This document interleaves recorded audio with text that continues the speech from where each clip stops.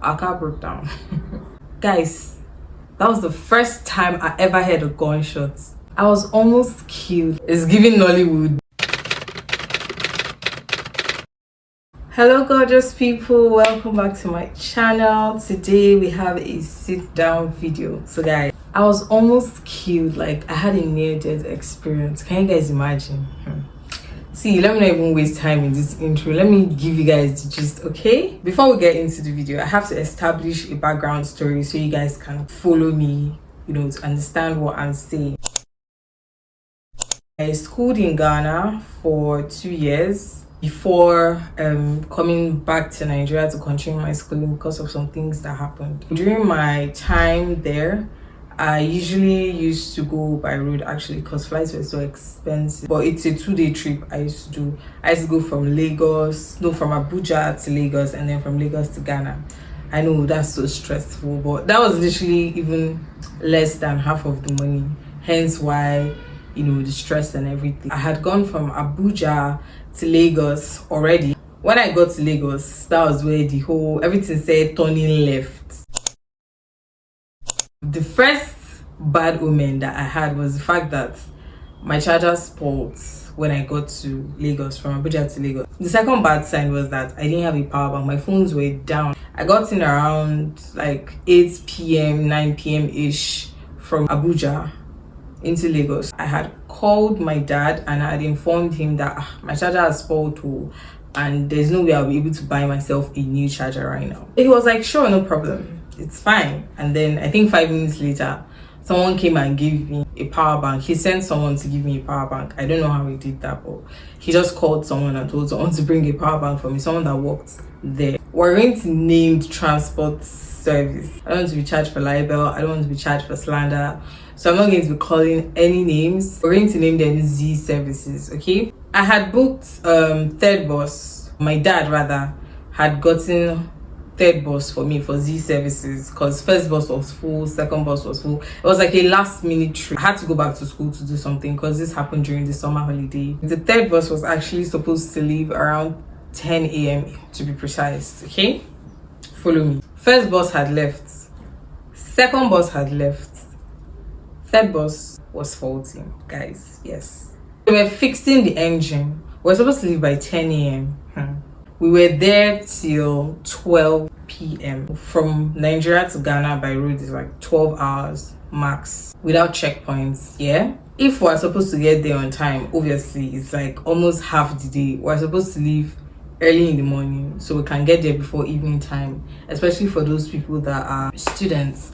And when I tell you that 80% of the people on my bus were actually students, yes, 80% of the people on that bus were actually students. This car took till 12 p.m. before they were able to get it up and running. By 12, they told us, okay, you guys can start coming. So I was using the small juice in the power bank that I had. So I was able to charge my phone to a certain percent. When I charged my phone now, with the confidence I got into the bus, everyone was so chatty, everyone was nice. I think it was a particular university that I was going back. I can't remember the name. I was more calm because I was around students. We started our trip. If you're going to Ghana from Lagos, you have to pass Badagry. Badagry is where the border to Benin Republic is. I was on 20% battery, guys. I had informed my dad. He was actually really pissed that we were leaving by 12 p.m. when they said we were going to leave by 10 a.m. max. His anger was basically fueled towards the fact that we were going to arrive late, and he didn't want that because nobody wants their child out in the night in another country.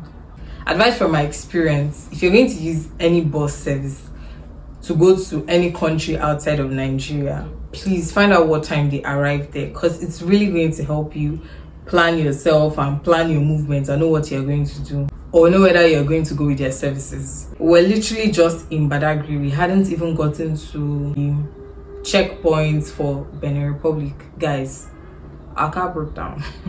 These services assured us that, they're going to come and fix it. Don't worry about anything. Mind you, this was like 1:30 p.m. already. We left like around 12. So we had literally just spent tops an hour 30 minutes driving. We had been sitting there. 1 hour turned to 2 hours. 2 hours turned to 3 hours. 3 hours turned into 4 hours. We're just chilling inside our bus. Nobody came, no mechanic, nobody to service the car, nothing. As we're seated there, the security agency in Nigeria, what are we going to call them? Let's call them Ireland Agency. So Ireland Agency was on the other side of the road, checking people. We were parked on the other side, waiting for mechanics to come and fix the car so we could continue our trip. Things started getting heated, right? But we didn't really understand this because, all of us were seated in the bus. So some people had gone outside, made inquiries, and they came back inside to come and give us just because it's not everybody that has to go outside when they're traveling on trips. Like me, I'm not the kind of person that will step out of a comfort zone, out of where I know, out of where I'm familiar. So I was still seated in the bus with some other people. They came to tell us that Ireland Agency on the other side were performing a stop and search, and someone was trying to evade the stop and search. In the process of evading the stop and search, Ireland Agency shot at their vehicle and hit the person in the passenger seat, and the person died. It's giving Nollywood. I found it so hard to believe. I was like, come on. Like, Ireland Agency would never do that. Little did I know. We noticed that Ireland Agency started packing up their little stop and search equipment into their vehicle, and we're trying to leave. And if you know Badagry boys, there's going to be a retaliation, okay? There's definitely going to be a retaliation to that action. Next thing, Badagry boys set Ireland Agency's cars on fire. We saw Ireland Agency officers literally jumping out of the vehicles. I'm not a fan of jungle justice. I don't support it, but that was what was happening right there. They thought it was going to end there. Next thing, they started firing shots. Badagry boys were shooting at them. Ireland Agency was also trying to shoot at them. I've never heard a gunshot before in my life. That was the first time I ever heard a gunshot. I was so scared, y'all. My phone had died at this point because I didn't have juice in my phone. I told you I was on 20% before we left, and obviously after waiting for all these hours, my phone would have died. All I did was I remember what people used to do in movies, and they were like, if you don't want a stray bullet to hit you, lie on the floor. I literally just dobale on the ground because I'm not trying to die. Nobody even knows what's happening to me right now. When the shooting started, literally everyone started calling home, calling their parents, like, hello mommy, this was happening, hello daddy, this was happening, hello auntie, hello uncle, this was happening. I couldn't call anybody. I couldn't even borrow anybody's phone because everyone was in like panic states. Everyone was shaking. Some people even went as far as calling these services like, hey yo, what's going on? You guys haven't sent the mechanic yet, and it's a whole party happening down here. What are you guys doing? Mind you, our driver parked by the roadside and he was sleeping. Sleeping through the chaos. Can you imagine that? I was like, is this man okay? I was crying. I've never experienced anything like that before, y'all. I was confused. I couldn't reach home. And this guy is sleeping. Why are you sleeping? Wake up and move the vehicle. Because that's what I kept saying. Can you like move the vehicle or something? I was giving them UK accent. Can't you guys move the vehicle or something? Can't you guys see that we're in danger? Nobody was even answering me. I remember I told you I was traveling with students. So like immediately the shooting started and people had alerted their family and their loved ones that this is what was going on. Everybody started running out of the bus. One thing my dad taught me is that when there is danger, if you're not sure of where the danger is coming from, remain in the position you are. Don't follow people to run. And I didn't want to run. We're in like a rural setting. There was no roads like leading to anything. It was just villages with huts and stuff. That was how that place looked to me as of that time. People ran out of the bus. Some people ran into the bush on this side. Some other students took this side. Everybody was just running somewhere. And I was like, I'm not about to start going outside when there are stray bullets flying around. I'm going to lie down in this bus. I'm gonna be here, okay? I remember this girl, immediately they started shooting. She was like, give me my passport. This girl collected her passport, climbed bike, and went to the border. She didn't even want to hear anything. She was just saving her life. She's like, hello, give me my passport. I'll go and wait for you guys there. I'm not doing this rubbish with you people. And she left. Airline agency called the police, and the police came, or someone alerted the police, and the police came.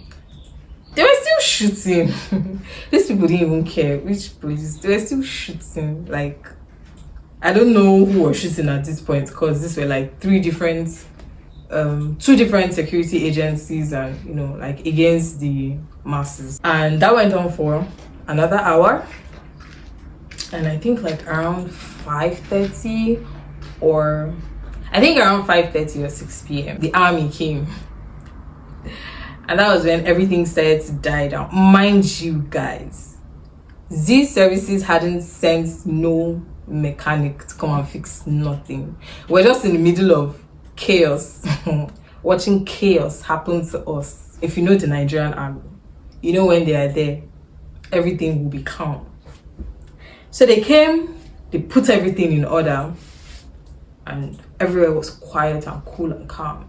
I don't know if they arrested anybody. I don't know if they took anyone into custody. All I know is the shooting stopped after the army came.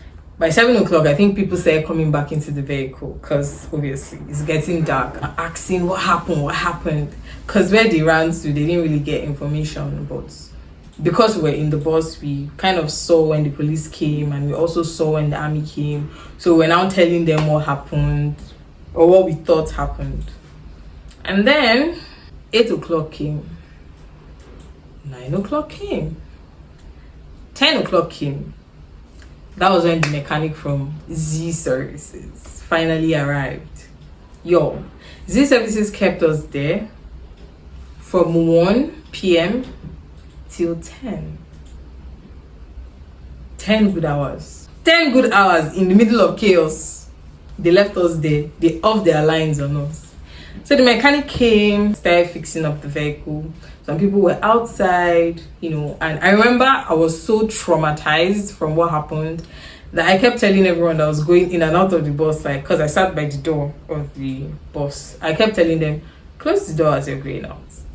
Close the door as you're going out. So that's literally why I'm very sure those people were irritated by me, but that was all I kept saying, because I was so scared for the same thing to happen again. And I mean, we're in the middle of nowhere in the night.